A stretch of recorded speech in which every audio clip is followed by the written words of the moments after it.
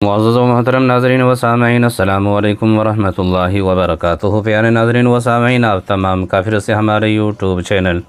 اخبار الہند پر استقبال ہے، خوش آمدید ہے۔ پیارے ناظرین و سامعین، آج کی دو بڑی تازہ خبر لے کر افراد کی خدمت میں حاضر ہوا ہوں اور امید کرتا ہوں کہ آج کی یہ خبر ضرور آپ کو پسند آئیں گی۔ تو پیارے ناظرین و سامعین، ہمارے ملک کے مشہور و معروف دینی دانشگاہ درسگاہ دارالعلوم دیوبند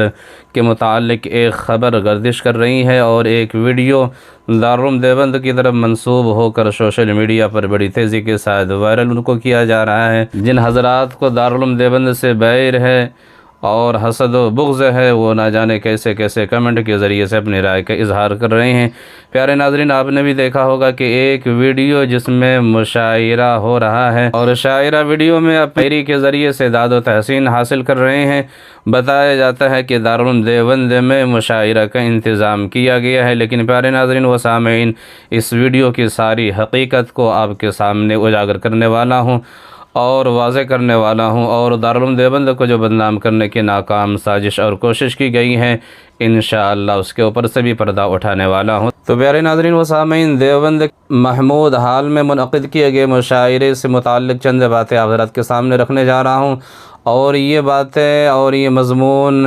جناب مہدی حسن عینی کی ہے، جو فیس بک پر ایکٹیو رہتے ہیں اور بہت زیادہ دارالعلوم دیوبند سے ان کی قربت ہے۔ ان کا ایک مضمون ہے اور ان کے اندر وہ باتیں واضح کی گئی ہیں جو دارالعلوم دیوبند کے متعلق لوگوں کے ذہن میں ان کو لایا جا رہا ہے اور دارالعلوم دیوبند کو بدنام کرنے کی کوشش کی جا رہی ہے۔ تو پیارے ناظرین سامعین، وہ لکھتے ہیں کہ پہلی بات یہ ہے کہ محمود ہال کا دارالعلوم دیوبند سے کوئی تعلق نہیں ہے، بلکہ وہ ایک آزاد ٹرسٹ کے زیر اہتمام چلایا جاتا ہے۔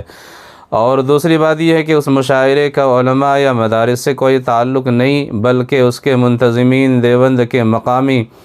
متشاعرین ہیں، جو اپنے وجود کا احساس دلانے کے لیے وقتاً فوقتاً اس طرح کی ذہنی عیاشیوں کا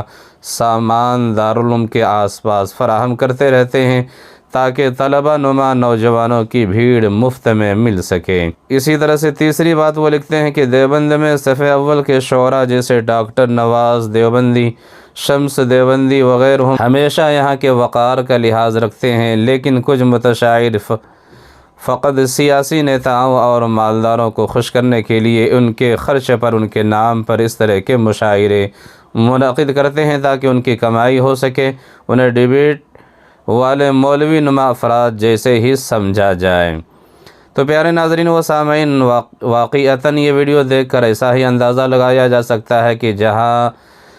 دین کی، شریعت کی، قرآن کی، حدیث کی باتیں بتلائی جاتی ہو اور سارے عالم میں پھیلائی جاتی ہوں، وہاں سے اور وہاں کے اندر سے ایسی ویڈیو کا ظاہر ہونا، اس ویڈیو کا تعلق دارالعلوم دیوبند سے نہیں ہے، بلکہ جیسا کہ اس مضمون میں بتلایا گیا ہے کہ محمود ہال دیوبند کے ذمہ داران سے گزارش ہے کہ کسی بھی پروگرام کی اجازت دینے سے پہلے اس کی نوعیت معلوم کر لی جائے،